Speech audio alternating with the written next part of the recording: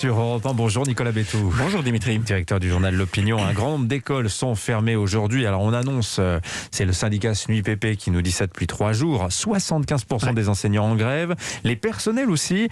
C'est un record, hein. Et c'est aussi un problème politique. Oui, c'est un peu ce que les Anglais appellent la perfect storm, la tempête parfaite, c'est-à-dire celle qui réunit tous les facteurs de dangerosité absolue. Cette grande grève est symbolique d'un triple danger qui va bien au-delà de l'école.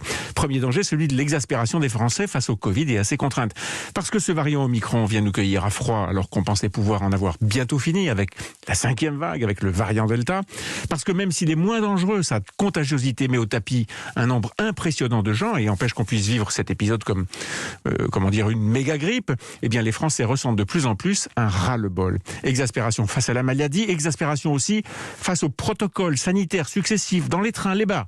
Et surtout, bien sûr, dans les écoles, avec des familles désarmées face à la frénésie de tests et des profs déstabilisés par la gestion des cas contacts. En quelques jours, les multiples aménagements des règles de vie scolaire sont devenus le symbole de tous les désagréments, j'aurais pu dire de tous les emmerdements imposés depuis 2 ans par le gouvernement et que nous devons supporter.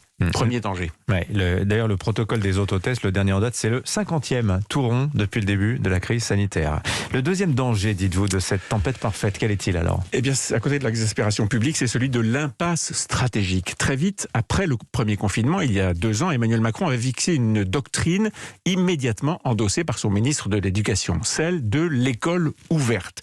La France s'enorgueillissait, à juste titre, d'être un des pays où les écoles étaient restées le moins fermées, où les enfants avaient le moins payé le prix d'une déscolarisation et où, argument qu'il ne faut surtout pas utiliser sans risquer de provoquer les syndicats d'enseignants, et où l'économie avait le plus rapidement redémarré, les parents étant libérés de la garde des enfants à domicile.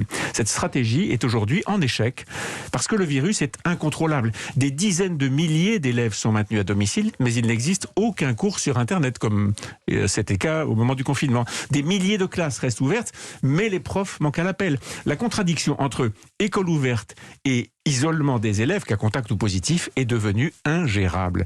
Et puis il y a dans cette grève aujourd'hui un troisième danger, c'est celui de l'usure politique. Je vois venir, vous parlez du ministre de l'Éducation là. Ben oui, Jean-Michel Blanquer qui détient un record, celui de la longévité au poste de ministre d'Éducation de la République. Bon, à plusieurs reprises, il n'a pas caché ses ambitions, il ne déteste pas sortir du cadre scolaire, par exemple pour sonner la charge contre l'esprit woke. Et puis il a coché quelques-unes des réformes emblématiques de Macron, en particulier le dédoublement des classes de maternelle et le retour des savoirs fondamentaux.